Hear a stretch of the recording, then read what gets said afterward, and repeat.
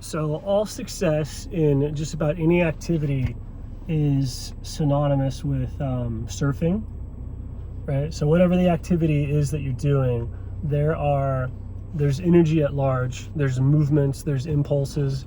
It might be another person if you're doing martial arts. It might be a band or an orchestra if you're playing music. It might be the cultural zeitgeist if you're an artist of some sort. But success at anything is synonymous with surfing those waves, because that's what people want to see. You have the ability to engage in these activities in a way that's like swimming, which is what you can do with your talent, your drive, your dedication. You kind of develop swimming ability in different activities. Proficiencies, becoming proficient at drawing, at singing, at dancing, at whatever. You become proficient by just maturing and practice and habit, right? So that gives you a body or a form. And then no matter how good you get at that, if that's all you can do, like, people just don't really care, because it's not at the limit of what people can do. And the limit of what people do is surfing. So they find those things, and they know how to arrange themselves. They know how to place themselves in certain orientations such that they surf. And that depends on their timing, that depends on their understanding and ability to feel the water, that depends on their location. Waves only happen in certain areas. It depends on the waves being the right size that they can ride, right? And so that's in every single sport, single skill is surfing. And so success, if you want to just practice success all the time or do Tai Chi all the time, you're moving across the room and staying in contact with the water pressure, the impulse. So you send your intent to walk or to move across the room, and then you make sure that the body rides that intent like a surfboard and stays with it. And you're just practicing surfing everywhere.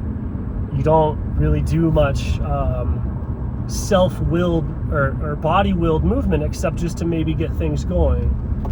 And so you can do that by yourself if you're very sensitive, and you can listen to the waves that you can make, and it's not very strong. Or you can do it in large groups, because the waves that people can make are much larger together. So if you practice like Tai Chi in a group of 10 people, those energy currents and that mind that you're trying to learn how to ride is going to be much bigger, stronger wave. Right? If you actually go to the areas where the water is really moving, then you get bigger, stronger waves. And like learning how to surf is almost a totally different activity from learning how to swim. And learning how to big wave surf is almost a totally different activity than, surfing. But that's it. So if you find any activity where you can feel the surf effect, of where you feel your mind move and then you feel your body is riding the mind, like, you can just practice going from one side of a room to the other, surfing. And you can see how it almost doesn't matter what your body is doing, so long as you're staying with the wave. Staying with the wave is correct.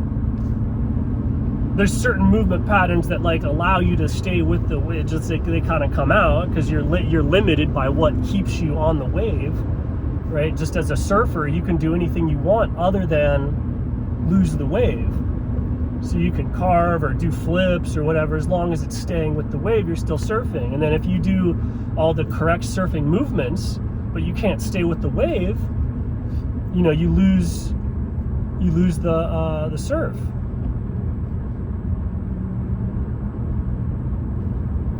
So it just doesn't matter. It doesn't matter what the body is doing. It matters just if the wave is being kept to.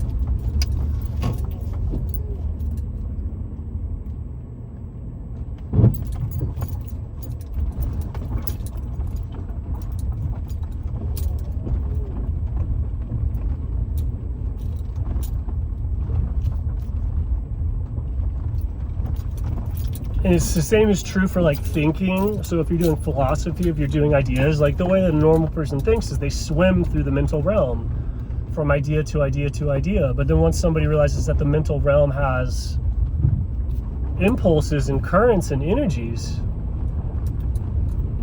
then the thoughts you think become more robust. Like the same way that, like, if somebody's swimming and they've caught a wave, their movement pattern is going to be like radically different.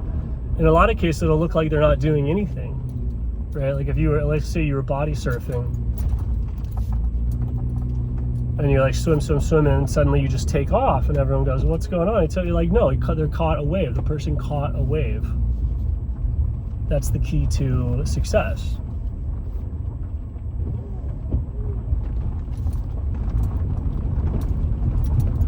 Right? So I'm surfing, like what am I? I'm attempting to catch a certain amount of wind. I'm putting these videos out like sails, right? And I'm saying, like, I have my body, I have my being, I have my ego, I have my identity. And then if the impulse or the energy behind these ideas, if I can catch, like, you know, this is a pretty lofty ideal, right? It's a very universal idea. If I can catch the energy of the impulse of water, the waves that would allow me to surf are pretty crazy.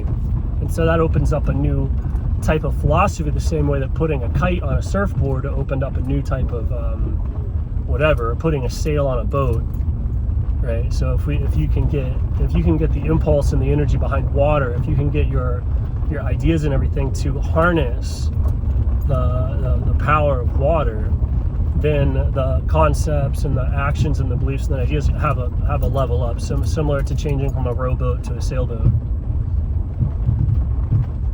Exactly, that's pretty much the perfect metaphor.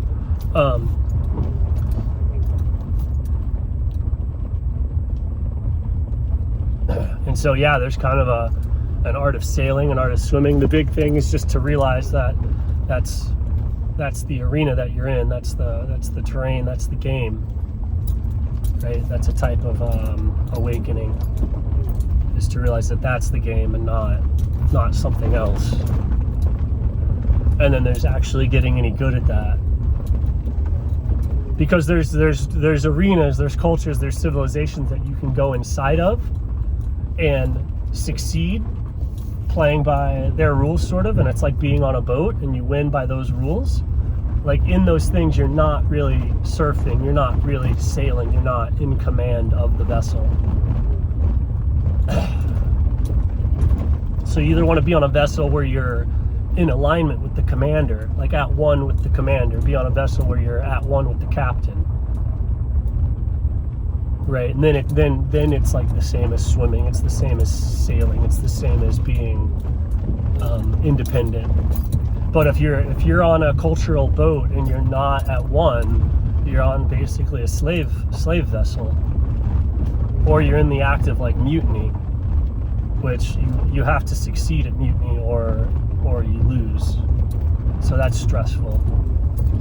Whereas if you're on a boat and you're in alignment with the captain, you don't personally have to win or lose.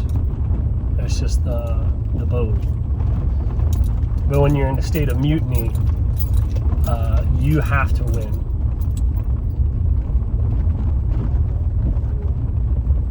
And so when that's happening, you also can't sail. You can't focus on sailing.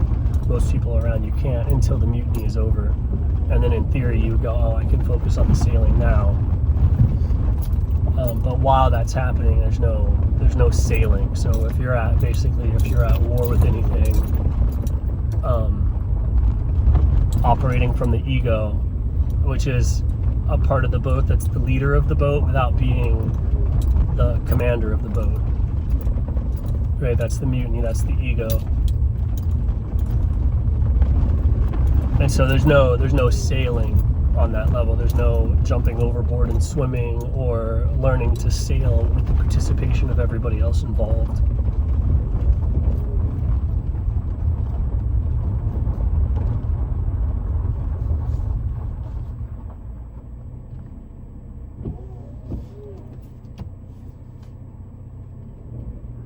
But yeah, it's all surfing, it's all sailing. Like sailboats are surfing. They're surfing big waves.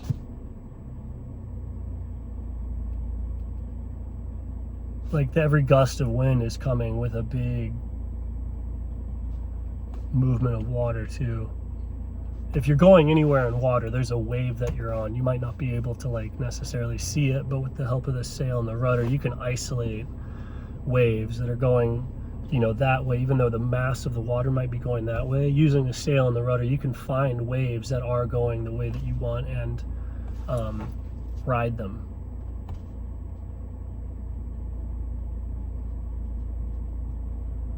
So that's called tacking. And that's how the breath works in general, is that there has to be a decision to interact, to select the waves that are basically going against the overall flow of time. Because of everything happening in time is giving off waves in all directions, even though time itself is flowing inexorably that way and carrying everything with it, with conscious awareness, you can elect or select the waves that are going against time. And that basically creates the reverse entropy that we call life. It's the reason that the body isn't rotting. That's the reverse entropy of sailing.